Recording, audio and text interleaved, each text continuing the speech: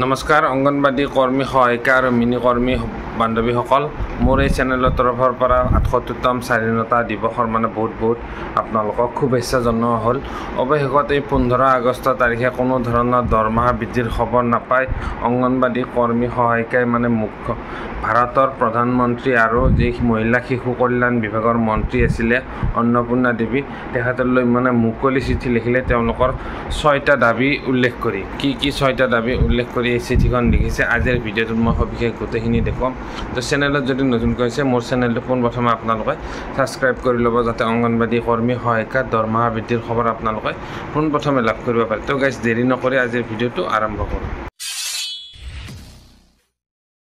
Guys আজি হ'ল 15 আগষ্ট স্বাধীনতা দিৱস। আজি হেনো অসমৰ মুখ্যমন্ত্ৰী মহোদয়ে অসমৰ ৰাইজক উদ্দেশ্যি কিবা ক'লে আৰু কিবা ঘোষণা কৰিলে।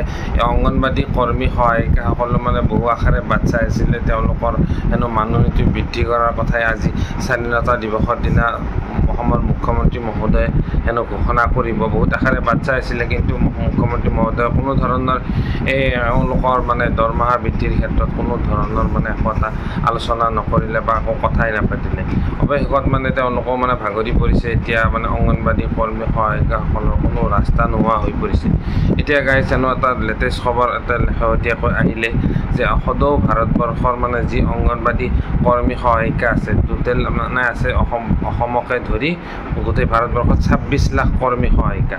এই 26 লাখ কৰ্মী সহায়িকাই ভাৰতৰ প্ৰধানমন্ত্ৰী নৰেন্দ্ৰ মোদী ডাঙৰীয়া আৰু মহিলা শিশু কল্যাণ বিভাগৰ মন্ত্ৰী অন্নপূৰ্ণা দেৱীলৈ মুকলি চিঠি লিখিছে। তেওঁলোকৰ 6টামান দাবী উত্থাপন কৰিছে।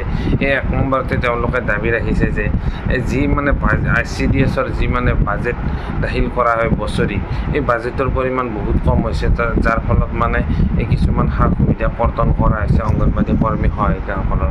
খোৱা লোৱাৰ পৰা আদি কৰি বিভিন্ন ধৰণৰ সা সুবিধাখিনি কৰ্তন কৰিছে, কিয়নো বাজেটবিলাক কমি গৈ আছে।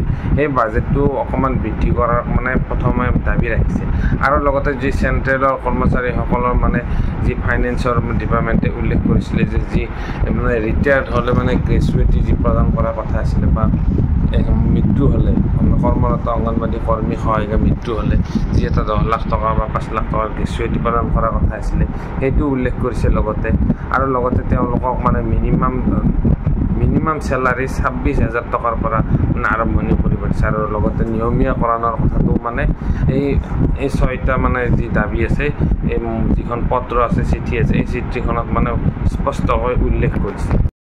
যি অংগনবাদী কৰ্মী সহায়িকা নিযুক্তি হ'ব গৈ আছে এই নিযুক্তিৰ বিষয়ে এই দাবী পত্ৰখনত উল্লেখ কৰিছে। লগতে যি পোষণ ট্ৰেকাৰ আছে খোৱা লোৱাৰ ক্ষেত্ৰত অকণমান অসুবিধাৰ সন্মুখীন হৈছে, এই সমস্যাখিনিও সোনকালে সমাধান কৰিব দিছে। আৰু লগতে যাতে ভৱিষ্যতে যাতে অংগনবাদী চেণ্টাৰসমূহ যাতে প্ৰাইভেটাইজেশ্যন নহয়, ব্যক্তিগতকৰণ নহয়, তেনেকুৱা ক্ষেত্ৰতো এই দাবী পত্ৰখনত লিখি মুকলি চিঠি লিখিছে। 2খনকৈ চিঠি লিখিছে। এখন হ'ল অন্নপূৰ্ণা দেৱীলৈ আৰু এখন হ'ল নৰেন্দ্ৰ মোদী ডাঙৰীয়ালৈ। একেই চিঠি লিখিছে 2খনতে। গতিকে গাইজ কি ৰিপ্লাই আহে মোৰ ভিডিঅ'টোত আপোনালোকে শেষলৈকে চাই থাকিব আৰু মোৰ আগন্তুক যিবিলাক ভিডিঅ' আহিব আপোনালোকে চাই থাকিলে এই খবৰখিনি আপোনালোকে লাভ কৰিব। মোৰ এই তথ্যখিনি সম্পূৰ্ণ সঁচা ভিত্তিক হয়। আপোনালোকে নোচোৱাকৈ মিছা কমেণ্ট নকৰিব। কোনো ধৰণৰ মিছা বাতৰি নহয়, এইখন সম্পূৰ্ণ সত্যৰ আধাৰত। আৰু আপোনালোকৰ খবৰ মই অতি শীঘ্ৰে লৈ আনি আছোঁ। আপোনালোকে তেতিয়ালৈকে চাই থাকক এই মোৰ নিউ ড্ৰিম ব্লগ চেনেলটো। গতিকে আজিলৈ মই ভিডিঅ'টো ইমানতে সমাপ্ত কৰিছোঁ।